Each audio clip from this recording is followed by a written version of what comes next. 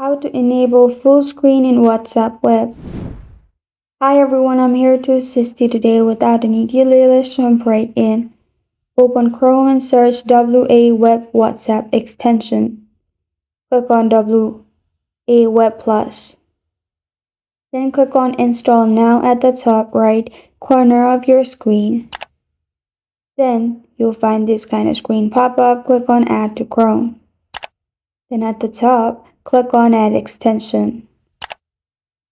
After you have done that, simply open New tab and open WhatsApp Web and log into your account.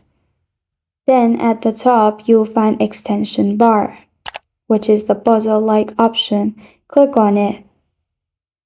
Then click on the extension.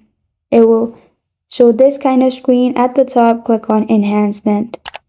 After that, click on Enable Full Screen on large screens. Make sure there's tick mark and you're good to go. This is how to enable full screen in WhatsApp Web.